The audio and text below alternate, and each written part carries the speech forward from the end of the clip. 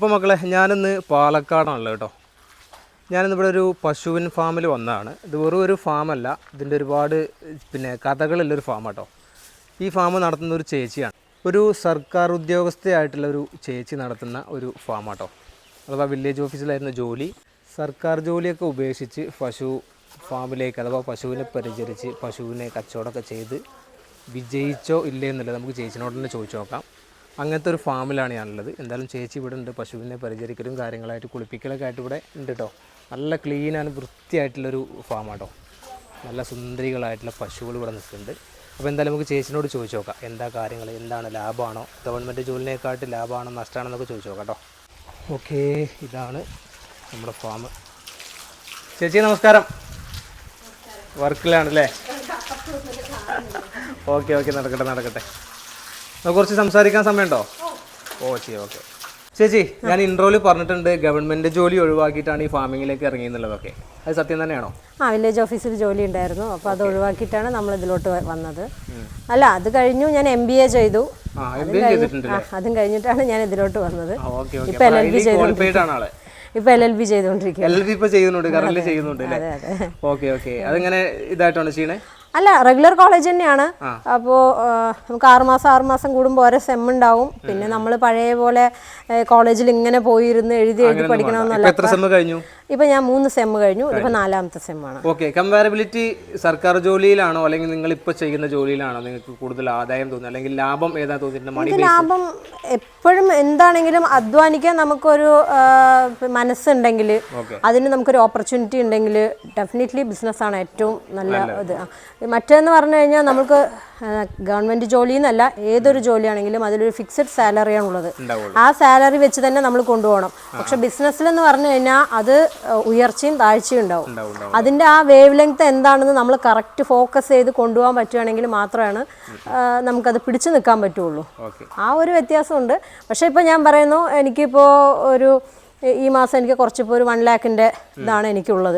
എനിക്ക് കുറച്ച് കൂടുതൽ വേണമെന്ന് പറഞ്ഞാൽ ഞാൻ ഇതിൽ കുറച്ച് എഫേർട്ട് എടുക്കുകയാണ്. എൻ്റെ കാര്യം എന്നല്ല, ഏത് ബിസിനസ്സുകാരനും കുറച്ച് എഫേർട്ട് എടുക്കണം. നമുക്ക് ഈ മാസം കുറച്ച് ടേൺ ഓവർ കൂടുതൽ വേണമെന്നുണ്ടെങ്കിൽ നമ്മൾ അതിനനുസരിച്ച് കുറച്ച് എഫേർട്ട് എടുക്കുകയാണ്. നമ്മൾ മാർക്കറ്റിംഗ് കൂടുതൽ നന്നായി ചെയ്യണം. ഇങ്ങനെയൊക്കെ ചെയ്യുമ്പോൾ നമുക്ക് അത്യാവശ്യം നല്ല ബിസിനസ് വരും. ഈ ഒരു ഫാമിങ്ങിലേക്ക് പ്രത്യേകിച്ച് പശുവിനെ ഇതാക്കാം എന്നുള്ള ലെവലിലേക്ക് ചിന്തിക്കാനുള്ള കാരണം എന്താണ്? ആക്ച്വലി ഞാൻ MBA കഴിഞ്ഞപ്പോൾ എനിക്ക് എന്തെങ്കിലും, അതായത് എനിക്കാണ് ഒരിടത്ത് ഇരുന്ന് ഒരു ജോലിയിൽ മാത്രം അങ്ങനെ ഒതുങ്ങിക്കൂടി ചെയ്യുന്നതിനോട് എനിക്ക് വലിയ താല്പര്യമില്ല. അപ്പോൾ എന്തെങ്കിലും നമുക്ക് കഴിയുന്ന, നമ്മൾ എന്തെങ്കിലും വ്യത്യസ്തമായിട്ട് എന്തെങ്കിലുമൊക്കെ ചെയ്യണം എന്നുള്ള ആ ഒരു ചിന്താഗതിയാണ്. അപ്പോൾ ഞാൻ MBA ഒക്കെ കഴിഞ്ഞപ്പോൾ ബിസിനസ് തുടങ്ങാം. പിന്നെ ഇപ്പോൾ ഓരോ ബിസിനസ്സുകളും ഇങ്ങനെ ആലോചിച്ച് നോക്കിയപ്പോൾ അതിൻ്റെ നമ്മളൊരു പഠിക്കണമല്ലോ, ഒരു മാർക്കറ്റ് സ്റ്റഡി എന്ന് പറഞ്ഞിട്ടൊരു വലിയ പ്രോസസ്സ് ഉണ്ടല്ലോ. അതാണ് ബിസിനസ്സിൻ്റെ ഫസ്റ്റ് ഒരു 50% അതാണ്, ബാക്കിയാണ് ഉള്ളത്. അപ്പോൾ ഞാൻ നോക്കിയപ്പോൾ ഇതെനിക്ക് അറിയാവുന്നൊരു ഫീൽഡാണ്. ഇത് നമുക്ക് എത്ര ഉയരത്തിലേക്കും കൊണ്ടുപോകാൻ പറ്റാം, എത്ര താഴത്തിലേക്കും കൊണ്ടുപോകാൻ പറ്റാം, വിജയിപ്പിക്കാനും പറ്റാം, അതുപോലെ പൊട്ടാനും പറ്റാം. അപ്പോൾ ഞാൻ അത് കണക്കാക്കി നോക്കി എനിക്ക് ഇത് കൊണ്ടുപോകാൻ പറ്റും എന്നുള്ളൊരു കോൺഫിഡൻസ് വന്നു. ഇപ്പോൾ എത്ര വർഷമായി ഇത് തുടങ്ങിയിട്ട്? ആക്ച്വലി ഫാം തുടങ്ങിയിട്ട് ഇപ്പോൾ 3-4 വർഷത്തോളം ആയിട്ടുണ്ട്. പിന്നെ അതിന് മുമ്പേ എനിക്ക് പശു വളർത്തൽ പരിപാടി ഉണ്ട്. താല്പര്യം കൊണ്ട്. അതെ അതെ, നമ്മൾ ചെറുപ്പം സ്കൂള് ആ കാലഘട്ടം മുതൽ തൊട്ടേ നമ്മൾ ഈ പശു, ആട്, കോഴി എന്നൊക്കെ പറഞ്ഞ് നമ്മുടെ വീടുകളിലാണെങ്കിലും അങ്ങനെ വളർത്തുന്ന ഒരു പരിപാടിയൊക്കെ ഉണ്ട്. അപ്പോൾ സ്കൂൾ വിട്ട് വന്നു കഴിഞ്ഞാൽ വേഗം അമ്മ, മുത്തശ്ശി ആരെങ്കിലുമൊക്കെ ചായയോ എന്തെങ്കിലും തന്നു കഴിക്കാനോ എന്തെങ്കിലും ബിസ്ക്കറ്റോ എന്തെങ്കിലും ഉണ്ടാവും. അത് കഴിച്ചു കഴിഞ്ഞാൽ നേരെ നമ്മൾ ഇവരിനെ വിട്ടിട്ട് അടുത്ത സ്ഥലത്ത് കൊണ്ടുപോകും. ഞാനെന്നല്ല, ഞങ്ങളുടെ ആ ഭാഗത്ത് ആ ഒരു സമയത്ത് ഉണ്ടായിരുന്ന എല്ലാ പിള്ളേരും ഇന്നെന്ന് പറഞ്ഞു കഴിഞ്ഞാൽ കുട്ടികൾ വന്നു, നേരെ സ്കൂൾ ബസ്സിൽ നിന്ന് ഇറക്കി എന്തെങ്കിലും കഴിക്കാനും കുടിക്കാനും കൊടുത്ത് കുളിപ്പിച്ചു, നേരെ ട്യൂഷൻ സെന്ററിൽ കൊണ്ടാക്കുകയാണ്. പിന്നെ വീണ്ടും വന്ന് അവർ അങ്ങനെ പഠിത്തം ആ ഒരു ഇതേ ഉള്ളൂ. പിന്നെ അവർ കാണുന്നത് ഈ മൊബൈലാണ്. പക്ഷെ നമ്മുടെ ആ ഒരു സമയത്ത് കുട്ടികളെന്ന് പറഞ്ഞു കഴിഞ്ഞാൽ സ്കൂൾ വിട്ട് വന്നു കഴിഞ്ഞാൽ ഈ ചായ എന്തെങ്കിലും കഴിച്ചു, നേരെ ഇവരിനെ വിട്ടു. പരീക്ഷ സമയങ്ങളൊക്കെ ആണെങ്കിൽ ഞങ്ങൾ ഒരു കയ്യിൽ പുസ്തകം ഉണ്ടാകും, ആടുണ്ടാവും അല്ലെങ്കിൽ പശു ഉണ്ടാകും. എന്താന്ന് വെച്ചാൽ ഇവരിനെ വിട്ടു കൊണ്ടുപോയി നിർത്തി. അവിടെ നിന്ന് എല്ലാ പിള്ളേരും കൂടി കളിക്കലായി, ഇത് പഠിക്കുകയാണെങ്കിൽ പഠിക്കലായി. കമ്പൈൻ സ്റ്റഡി എന്നൊക്കെ പറയുന്ന സംഭവം ആദ്യമാണ് അവിടെ നിന്നാണ് ഞങ്ങൾ തുടങ്ങുന്നത്. ഞങ്ങളുടെ ആസ്വദിച്ച് പഠിക്കാം. തീർച്ചയായും. ഇവിടെ എത്ര പശുക്കളുണ്ട് ഇപ്പോൾ? ഇവിടെ ആക്ച്വലി ഇത് നമ്മുടെ രണ്ടാമത്തെ സംരംഭമാണ്. ഇതൊരു കച്ചവട ഫാമാണ്. ഇത് പക്കാ കച്ചവടത്തിനാണ്. ഞാൻ ഈ ഫാം തുടങ്ങിയിട്ട് 3-4 വർഷം ആയെങ്കിലും അവിടെയൊക്കെ നമ്മൾ ഈ കറന്ന് ഒഴിക്കുന്ന ഒരു പരിപാടിയാണ്. പാല് സപ്ലൈ വീടുകളിൽ മാത്രമാണ്. അപ്പോൾ അങ്ങനെ എല്ലാവരും എൻ്റെ അടുത്ത് ചോദിച്ചു, ഇങ്ങനെ നമുക്കൊരു പശുക്കളെ അതുപോലെ നല്ല നല്ല ക്വാളിറ്റി ഉള്ള പശുക്കളിനെയൊക്കെ നല്ല പശുക്കളെയൊക്കെ നമുക്ക് എടുത്തു തരുമോ ചോദിച്ചു. അങ്ങനെയാണ് ഞാൻ ഈ പശു കച്ചവടം എന്നുള്ളൊരു ഫീൽഡിലേക്ക് വന്നു. കാരണം നമുക്ക് ആർക്കെങ്കിലും ഒരാൾക്കെങ്കിലും നല്ല രീതിയിൽ പശുവിനെ എടുത്തു കൊടുക്കാൻ, കുറച്ച് ലാഭത്തിലും പക്ഷെ അത്യാവശ്യം നല്ല വിശ്വസിക്കാൻ പറ്റുന്ന രീതിയിൽ എടുത്തു കൊടുക്കാൻ പറ്റും എന്നുള്ളൊരു കോൺഫിഡൻസിലാണ് ഞാൻ ഈ ഒരു സംഭവം തുടങ്ങിയത്. അപ്പോൾ കുഴപ്പമില്ലാതെ എനിക്ക് ഈ സംഭവം പോകുന്നുണ്ട്. അപ്പോൾ നമ്മുടെ കസ്റ്റമേഴ്സ് തന്നെ ആവശ്യപ്പെടാൻ തുടങ്ങി, നിങ്ങളിങ്ങനെ കുറച്ച് പശുക്കളിനെ കൊടുന്ന് കെട്ടിവെച്ചിട്ട് നിങ്ങൾക്ക് ബോധ്യപ്പെട്ടിട്ട് പാലളവോ ഹെൽത്തോ എന്തും നിങ്ങൾക്ക് ബോധ്യപ്പെട്ട രീതിക്ക് നിങ്ങൾക്ക് തന്നുകൂടെ എന്ന് ചോദിച്ചു. അങ്ങനെയാണ് നമ്മൾ നമ്മുടെ ഈ രണ്ടാമത്തെ സംരംഭം തുടങ്ങിയത്. പാല് സെയിൽ ചെയ്യുന്ന പരിപാടി ഉണ്ടോ ഇവിടെ? ഇപ്പോൾ നമുക്ക് ഞാൻ അധികം ഒരു പ്രസവിക്കാൻ ഇപ്പോൾ ഇത് ഞാനിപ്പോൾ കൃഷ്ണഗിരിയിൽ നിന്ന് ഒരു 4-5 പേരുടെ കൊടുന്നതാണ്. ഒന്ന് ഇത് നേരത്തെ കൊടുന്നതാണ് കൃഷ്ണഗിരിയിൽ നിന്ന്. പിന്നെ ഇവള് പിന്നെ 2-3-4 പേര് ഞാൻ അങ്ങനെ ഒരുമിച്ച് കൊടുക്കുന്നതാണ്. അപ്പോൾ ഇവർ എപ്പോഴും ഞാൻ എടുക്കുക പ്രസവിക്കാൻ ഒരു 10 അല്ലെങ്കിൽ 15 ദിവസം ടൈമിലുള്ള പശുക്കളെ എടുക്കുക. അങ്ങനെ ആകുമ്പോൾ എൻ്റെ അടുത്ത് വന്ന് അവരുടെ തീറ്റ നമ്മുടെ തീറ്റയായിട്ടൊന്ന് ഇണങ്ങി നമ്മുടെ അവിടുത്തെ ക്ലൈമറ്റായിട്ടൊക്കെ ഒന്ന് ആയി കഴിഞ്ഞിട്ട് സെയിൽ ചെയ്യണം. മാക്സിമം ഇവർ പ്രസവിക്കുന്ന ആ ടൈമിൽ അല്ലെങ്കിൽ പ്രസവിച്ച അപ്പം തന്നെ സെയിലാവും. അപ്പോൾ അതുകൊണ്ട് നമുക്ക് പാല് സപ്ലൈ ഇല്ല. അപ്പോൾ ചിലപ്പോൾ ഇപ്പോൾ ഒരു പശു 2 പശുവൊക്കെ 4 ദിവസം 10 ദിവസം നിൽക്കുമായിരിക്കും. ചില നീരൊക്കെ അടിച്ചു കഴിഞ്ഞാൽ ഞാൻ അങ്ങനെ കൊടുക്കില്ല. നീരെല്ലാം മാറിക്കഴിഞ്ഞിട്ട് ഞാനൊരു കസ്റ്റമർക്ക് കൊടുക്കുകയുള്ളൂ. അവർക്ക് അവിടെ എത്തിക്കഴിഞ്ഞ് വാങ്ങിച്ചു കൊണ്ടുപോയതിൻ്റെ ബുദ്ധിമുട്ട് നമുക്ക് വരാൻ പാടില്ലല്ലോ. അപ്പോൾ ഞാൻ അങ്ങനത്തെ പശുക്കളൊക്കെ ഉണ്ട് എന്നാണ് ഇങ്ങനെ സൊസൈറ്റിയിൽ പാലൊഴിക്കേണ്ടതുണ്ടെങ്കിൽ അധികം ഞാൻ ചെനപ്പുറത്ത് തന്നെയാണ് കച്ചവടം. അപ്പോൾ ഓൾ കേരള പിന്നെ ഇവിടെ ആളുകൾ കസ്റ്റമേഴ്സ് ഇവിടെ വരും? തീർച്ചയായും. എല്ലാ ദൂരം നിന്നൊക്കെ വരാറുണ്ട്? ഒരുപാട്. നമ്മളെല്ലാ കേരളത്തിലെ എല്ലാ ജില്ലയിലും കൊടുത്തിട്ടുണ്ട്. ഹൈദരാബാദ് വരെ നമ്മൾ കൊടുത്തിട്ടുണ്ട്. കേരളത്തിലെ പിന്നെ എല്ലാ ജില്ലകളിലും ഞാൻ കൊടുത്തിട്ടുണ്ട്. ഇപ്പോഴും നമുക്ക് രാവിലെ തൊട്ട് ഫുള്ള് കച്ചവടമായിരുന്നു. എവിടെയൊക്കെ പശുക്കളുണ്ടായിരുന്നു. അപ്പോൾ ഇതിൽ തന്നെ കച്ചവടം ആയി നിൽക്കുന്ന പശുക്കളുണ്ട്. അതെ അതെ. ലോക്കലിൽ നിന്നും വരുന്നുണ്ട്. പിന്നെ ആദ്യം എനിക്ക് അധികം കൂടുതലും വലിയ പശുക്കളുടെ ആയിരുന്നു. അപ്പം നമ്മൾ ഈ ഗ്രാമത്തിലോട്ട് ഇപ്പോൾ ഈ കോയൽമന്നം നമ്മൾ ഈ ഗ്രാമത്തിലോട്ട് വന്നപ്പോൾ നമ്മുടെ ഇവിടുത്തെ അടുത്തുള്ള ആൾക്കാർ നമ്മുടെ അടുത്ത് വന്ന് ചോദിച്ചു.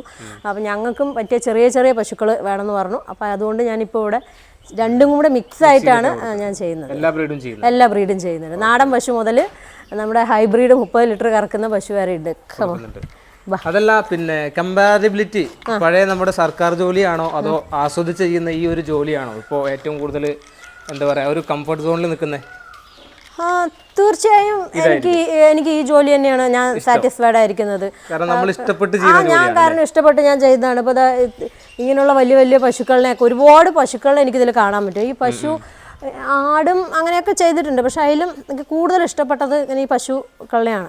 അപ്പോൾ എനിക്ക് ഒത്തിരി പശുക്കളെ കാണാനും അവരുടെ അടുത്ത് പോകാനും അവരെ കറക്കാനും കഴുകാനും തീറ്റ കൊടുക്കാനും ഒക്കെ എനിക്ക് ഭയങ്കര ഇഷ്ടമാണ്.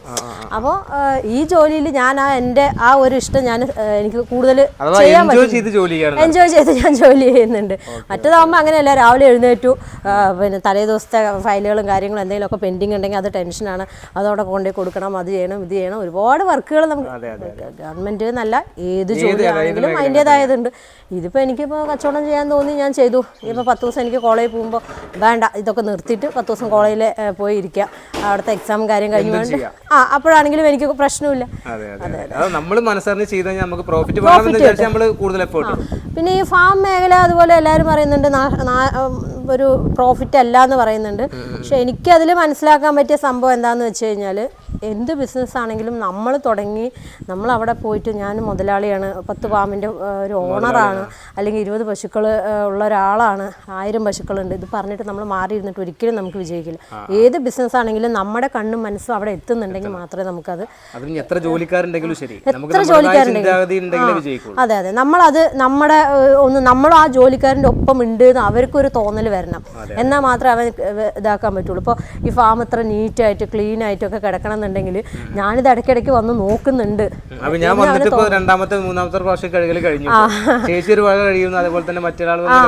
എന്താ പറഞ്ഞാൽ ഞാൻ ഇല്ലാത്ത സമയത്ത് ഇപ്പൊ എനിക്കെന്താ പറഞ്ഞാൽ എനിക്കൊരു പണിക്കാരനില്ലെങ്കിൽ ഞാൻ ചെയ്യും എന്നുള്ളൊരു കോൺഫിഡൻസ് എനിക്കുണ്ട്. അപ്പൊ അതുകൊണ്ട് അവര് ഞാൻ കയറി കഴിഞ്ഞാൽ ഇവിടെ ക്ലീൻ അല്ലെങ്കിൽ ഞാൻ കയറി ചെയ്യുന്ന വേണം. അപ്പൊ അവനെ പണിക്ക് നിർത്തിയിട്ട് എന്റെ പകരം അവൻ ചെയ്യുമ്പോൾ അവനതൊരു വിഷമവും. അപ്പൊ അത് കാരണം പക്ക അവൻ എപ്പോഴും ക്ലീൻ ആക്കിക്കൊണ്ടേയിരിക്കും. അപ്പോൾ എന്തായാലും പശുവിൻ്റെ അല്ലെങ്കിൽ നിങ്ങൾക്ക് ആർക്കെങ്കിലും ഇതേപോലെ തന്നെ നല്ല പിന്നെ പാലും കാര്യങ്ങളൊക്കെ ഉള്ള ഡീറ്റെയിൽ ആയിട്ടുള്ള കാര്യങ്ങൾ നമ്പർ താഴെ കൊടുക്കുന്ന ബുദ്ധിമുട്ടുണ്ടോ? തീർച്ചയായും എൻ്റെ നമ്പർ കൊടുക്കണം. പശുവിൻ്റെ എന്തെങ്കിലും സംശയം ഉണ്ടെങ്കിലും വിളിച്ചോളൂ, കുഴപ്പമില്ല. നല്ല നല്ല പശുക്കളിനെ വേണമെങ്കിൽ തീർച്ചയായും എന്നെ കോൺടാക്ട് ചെയ്യണം. ഓക്കെ, എന്തായാലും ചേച്ചിയുടെ നമ്പർ താഴെ ഞാൻ കമൻറ്റ് ബോക്സിൽ കൊടുക്കുന്നുണ്ട്. അപ്പോൾ ആരെങ്കിലുമൊക്കെ നമ്മുടെ പ്രേക്ഷകർ വന്ന് ഇതൊരു വീഡിയോ നമ്മളെ സുഹൃത്ത് ചെയ്തതാണ്, അതിലൊത്തിരി ഒരുപാട് ആളുകൾ കണ്ട വീഡിയോ ആണ്. അപ്പോൾ എനിക്കത് കണ്ടപ്പോൾ എനിക്ക് ഇങ്ങനത്തെ ഒക്കെ സംഭവങ്ങളൊക്കെ ഭയങ്കര ഇഷ്ടമാണ്. നമ്മളത് ചെയ്തിട്ടില്ലെങ്കിൽ കൂടെ കാണാനും ചെയ്യുന്ന ആളുകളൊക്കെ പ്രത്യേകിച്ച് ഒരു പ്രത്യേക അല്ല, തീർച്ചയായും ഞാൻ പറയുന്നത് ഇതെന്നല്ല കേട്ടോ, ഈ ബിസിനസ് എന്നല്ല, എന്താണെങ്കിലും നമുക്ക് ഞാൻ ഒരുപാട് എനിക്ക് ഫാമിലി എനിക്ക് ഒത്തിരി പ്രശ്നങ്ങളൊക്കെ ഞാൻ ഫേസ് ചെയ്ത ആളാണ്. ഞാൻ ഓടി, അതായത് ജോലി, കോളേജ്, അങ്ങനെ ബിസിനസ് അല്ല. ഞാൻ ജീവിതത്തിൽ ഒരുപാട് പ്രശ്നങ്ങളിലൂടെ തരണം ചെയ്ത് ഒരുപാട് സങ്കടങ്ങളിലൂടെ ഞാൻ വന്ന ആളാണ്. അപ്പോൾ ഒരു പൈസൻ്റെ വില എന്താണെന്ന് എനിക്ക് നന്നായിട്ട് അറിയാം. പൈസ ഇല്ലാതെ നമ്മൾ ഭക്ഷണം ഇല്ലാതെയൊക്കെ ഒരുപാട് അലഞ്ഞിട്ടും ഒരുപാട് കഷ്ടപ്പെട്ടിട്ടുണ്ട്. അപ്പോൾ അതിന് വേണ്ടിയിട്ട് ഒരിക്കലും ഒരാളും ഒരാളുടെ മുമ്പിൽ കൈ നീട്ടരുത്. നമ്മളെ കൊണ്ട് നമുക്ക് നല്ല ആരോഗ്യമുണ്ട്, കയ്യിനും കാലിനും ഒന്നും പ്രശ്നമില്ല. നമുക്ക് നല്ല ആരോഗ്യമുള്ളിടത്തോളം നമ്മൾ നന്നായി അധ്വാനിക്കുക. അപ്പോൾ നമുക്ക് ഇപ്പോൾ എനിക്കിപ്പോൾ ഇന്ന് കുറച്ച് പൈസ അത്യാവശ്യമായിട്ട് കുറച്ച് കൂടുതൽ വേണമെന്നുണ്ടെങ്കിൽ ഞാൻ ഒരാളുടെ മുമ്പിൽ പോയി കൈ നീട്ടുമ്പോൾ അവൻ എന്നെ കാണുമ്പോൾ ഒരു പുച്ഛത്തോടെയാണ് നോക്കുക. നേരെ മറിച്ച് എനിക്ക് പണിയെടുക്കാൻ കഴിവുണ്ട്. ഇപ്പോൾ ജോലിക്ക് പോണവരാണെങ്കിൽ തന്നെ പാർട്ട് ടൈം ആയിട്ട് എന്തെങ്കിലും ജോലി ചെയ്യാമല്ലോ. ഇപ്പോൾ വീട്ടിൽ വന്നു നമ്മൾ ഈ മൊബൈലിൽ കുറേ നേരം നോക്കിയിരിക്കുന്നു, വേറെ എന്തെങ്കിലുമൊക്കെ നമ്മൾ ലൂസ് ടൈം ആയിട്ട് ഇങ്ങനെ പോകുന്നതിനേക്കാളും എന്തെങ്കിലും ഫ്രൂട്ട്ഫുള്ളായിട്ട് ഒരു അരമണിക്കൂറും കൊണ്ടോ ഒരു മണിക്കൂറും കൊണ്ടോ ചെയ്യാൻ പറ്റും. ഇപ്പോൾ സ്റ്റിച്ചിങ് അങ്ങനെയൊക്കെ ചെയ്യുന്ന സ്ത്രീകളുണ്ടല്ലോ. അപ്പോൾ അങ്ങനെ എന്താണെങ്കിലും ഒരു സൈഡായിട്ടൊക്കെ ചെയ്ത് കഴിഞ്ഞാൽ ചെറിയൊരു വരുമാനം ഉണ്ടാക്കുന്നത് നല്ലതാണെന്ന് ഞാൻ പറയും. ഓക്കെ. അപ്പോൾ എന്തായാലും ചേച്ചിയുടെ ഈ ഒരു സംഭവം കൊണ്ട് ഒരുപാട് പഠിക്കാനുണ്ടെന്ന് ഞാൻ മനസ്സിലാക്കി. കാരണം ഇന്നത്തെ ഒരു തലമുറ ഏറ്റവും കൂടുതൽ എയിം ചെയ്യുന്നത് ഞാൻ മനസ്സിലാക്കുന്നത് എല്ലാവരും ഒരു ഗവൺമെന്റ് എംപ്ലോയി ആവുക എന്നുള്ളതാണ്. അത് മോശം എന്നല്ല പറയുന്നത്, തീർച്ചയായും. പക്ഷേ അതിന് ഒരുപാട് പ്രശ്നങ്ങളും ഈ PSC അതും ഇതൊക്കെ ഒരുപാട് പ്രശ്നങ്ങളും അതുപോലെ തന്നെ പ്രഷറും ഉള്ള ഒരു മേഖലയാണ്. അതിൽ ഒഴിവാക്കി അതാ നിങ്ങൾ PSC ചെയ്തിട്ടാണല്ലോ കിട്ടിയിട്ടുണ്ടാവും. അതിന്റെ എത്രത്തോളം സ്ട്രെസ് ഉണ്ട് തീർച്ചയായും. അപ്പൊ അതിൽ നിന്നൊക്കെ മാറി ഫുള്ള് ഹാപ്പി ലൈഫിലാണ് ഇപ്പൊ ചേച്ചി പോയത്. തീർച്ചയായും ഞാൻ ഹാപ്പിയാണ്. കാരണം നമുക്ക് വേറൊരു ഫാം ഉണ്ട്, 60 രൂപ തോതിൽ 300 ലിറ്റർ 320 ലിറ്ററോളം പാല് പെർ ഡേ കൊണ്ടുപോകുന്നുണ്ട്. കഴിഞ്ഞ ആഴ്ച ഒരു 350 വരെ ഉണ്ടായിരുന്നു. ഇപ്പോൾ ഈ ചെന മുറുകുന്നതിനനുസരിച്ചിട്ട് പാല് കമ്മിയാവും. ഇപ്പോൾ ഒരു 320 ലിറ്ററോളം പാലുണ്ട്. നമ്മൾ 60 രൂപ തോതിൽ നമ്മളെല്ലാ വീടുകളിൽ തന്നെ കൊണ്ടുപോയി എത്തിച്ചു കൊടുക്കുന്നുണ്ട്. പക്ഷെ അതൊക്കെ ഒരു രാവിലെ എഴുന്നേറ്റ് ഫാമിൽ പാലൊക്കെ കറന്ന് ഒരു 5 മണിയാകുമ്പോൾ ഓട്ടോ ഓടിച്ച് അത് കൊണ്ടുപോയി കൊടുക്കുക. നമ്മുടെ അവിടുത്തെ പണിക്കാരും വരും, ഞാനും വരും. ഒറ്റയ്ക്കൊന്നും അല്ല കേട്ടോ എന്നെ കൊണ്ട് ഇതൊന്നും ചെയ്യാൻ പറ്റണത്. ഈ നമ്മുടെ അന്യസംസ്ഥാന തൊഴിലാളികൾ തന്നെയാണ് നന്നായി പണിയെടുക്കണം. അപ്പോൾ അവരെയും കൂടി നമ്മളൊക്കെ പോയി നടന്ന എല്ലാ വീടുകളിലും കൊണ്ടുപോയി കൊടുത്തു. കുറച്ച് ചേച്ചിമാർ വന്ന് നിൽക്കും. അപ്പോൾ അവരായിട്ട് രാവിലെ എന്തൊക്കെ വിശേഷം കാര്യങ്ങളൊക്കെ പറഞ്ഞു 2 മിനിറ്റ് അവരോടൊക്കെ സംസാരിക്കുമ്പോൾ കിട്ടുന്ന ഒരു സുഖം. നേരെ മറിച്ച് രാവിലെ എഴുന്നേറ്റ് ഞാൻ വേഗം എന്താ പറയുക മേക്കപ്പൊക്കെ ചെയ്ത് ഡ്രസ്സൊക്കെ ഇട്ട് വീട്ടിലെ ജോലി ഒരുക്കി ഓഫീസ് പോയി അവിടുത്തെ സ്ട്രെസ് തിരിച്ചു വരുന്നതിനേക്കാളും ഏറ്റവും ബെറ്റർ ആണ്. ഞാൻ ഭയങ്കര സാറ്റിസ്ഫൈഡ് ആണ് ഈ കാര്യത്തിൽ. അടിപൊളി. എന്തായാലും നടക്കട്ടെ. എന്തായാലും ഞാൻ പറഞ്ഞല്ലോ അത് ഇത്രയും സംഭവങ്ങൾ ഇത് ഇവിടുത്തെ വേറെയും ഫാം ഉണ്ട് എന്നല്ലേ പറഞ്ഞേ? വേറെ ഫാം ഉണ്ട്. ഇത് ഇത്രയല്ല, രാവിലെ ഇവിടെയൊക്കെ ഇവിടെ ഇപ്പൊ അധികവും നമ്മുടെ കസ്റ്റമേഴ്സ് തന്നെ ഡയറക്റ്റ് വന്നിട്ട് വാങ്ങിക്കൽ തന്നെയാണ്. കാരണം നമ്മൾക്ക് ഇനിയിപ്പോൾ ഒരു ബ്രോക്കറെ കൂട്ടിയിട്ട് വന്നാലും നമ്മൾ അങ്ങനെ കൊടുക്കും, അല്ലാതെയും നമ്മൾ കൊടുക്കുന്നുണ്ട്. അപ്പോൾ ഡയറക്റ്റ് നമുക്ക് ഒരുപാട് കസ്റ്റമേഴ്സ് രാവിലെ തൊട്ട് വരുന്നുണ്ട്. ഇപ്പോൾ റെയിൽവേ സ്റ്റേഷനിലൊക്കെ വന്നു കഴിഞ്ഞാൽ ഞങ്ങൾ തന്നെ പോയി പിക്ക് ചെയ്ത് കൊണ്ടുവന്ന് അവർക്ക് വേണ്ടത് നമ്മൾ പശുക്കളെ കാണിച്ചു കൊടുക്കും. എല്ലാ സർവീസ്. ഇപ്പോൾ പ്രസവിച്ച പശു വേണമെന്ന് പറയുകയാണെങ്കിൽ 1 ദിവസം 2 ദിവസമൊക്കെ മുമ്പ് വിളിക്കുകയാണെങ്കിൽ എൻ്റെ അടുത്ത് അല്ല വേറെ എവിടെന്നെങ്കിലും ഞാൻ വാങ്ങിക്കണമെങ്കിലും അങ്ങനത്തെ പശുവിനെ ഞാൻ അവർക്ക് വീഡിയോ തന്നെ കാണിച്ചു കൊടുന്ന് ഇവിടെ കൊടുന്ന് നിർത്തി അവർ വരുന്ന സമയത്ത് ഇപ്പോൾ പാല് കറന്ന് കാണിക്കണമെങ്കിൽ ഞാൻ തന്നെ പാലെല്ലാം കറന്ന് കാണിച്ച് അവർക്ക് റെഡിയാക്കി കൊടുക്കും. അപ്പോൾ എന്തായാലും നിങ്ങളെ വിജയകരമായിട്ടുള്ള ലൈഫാണ്, മുമ്പോട്ട് പോട്ടെ എന്ന് ആശംസിക്കുകയാണ്. അപ്പോൾ എന്തായാലും കൂടുതൽ ഉഷാറായിട്ട് തന്നെ നിങ്ങളുടെ ഫാമിങ്ങും കാര്യങ്ങളൊക്കെ ആയിട്ട് പൂർവാധികം ശക്തിയോടെ പോട്ടെ എന്ന് ഹൃദയം തൊട്ട് അഭിനന്ദിക്കുന്നു, അതേപോലെ തന്നെ ആശംസിക്കുന്നു. അപ്പോൾ എന്തായാലും ഇതുവരെ സഹകരിച്ച ചേച്ചിക്ക് ഒരുപാട് നന്ദി. ചേച്ചിക്ക് ഒരു യൂട്യൂബ് ചാനൽ ഉണ്ട് അല്ലേ? എനിക്ക് കാവേരി ഫാം എന്ന് പറഞ്ഞിട്ട് എനിക്കൊരു ചാനൽ ഉണ്ട്. അതിനെക്കുറിച്ച് കൂടുതൽ ഡീറ്റെയിൽ നിങ്ങൾ വീഡിയോ ഡെയിലി അപ്ലോഡ് ചെയ്യും? തീർച്ചയായും. ഞാൻ പശുക്കൾ വരുന്നതൊക്കെ മാക്സിമം എന്നെ കൊണ്ട് പറ്റുന്ന അത്രയും ഞാൻ വീഡിയോ എടുത്തിടും. ചിലപ്പോൾ ഒന്നും പറ്റില്ല, എന്നാലും ഞാൻ മാക്സിമം പശുക്കൾ വരുന്നതൊക്കെ ഞാൻ അപ്പോൾ വീഡിയോ എടുത്തിട്ട് ഇടാറുണ്ട്. അപ്പോൾ പുതിയ പശുക്കളും അതിൻ്റെ റേറ്റൊക്കെ അറിയണമെങ്കിൽ എന്നെ വിളിക്കുക. റേറ്റ് അതിൽ ചോദിച്ചിട്ട് വെറുതെ ഒരു കമൻറ്റും അതും ഇതിന് ഇടുന്നതിനേക്കാളും റേറ്റൊക്കെ ഡയറക്റ്റ് എന്നെ വിളിച്ച് ചോദിക്കുക. പശു ഇത് നിങ്ങൾക്ക് വരാൻ പറ്റില്ലെങ്കിൽ ഞാൻ വീഡിയോ കോളിലൂടെ പശുവിനെ എടുത്ത് കൊടുക്കുന്നതാണ്.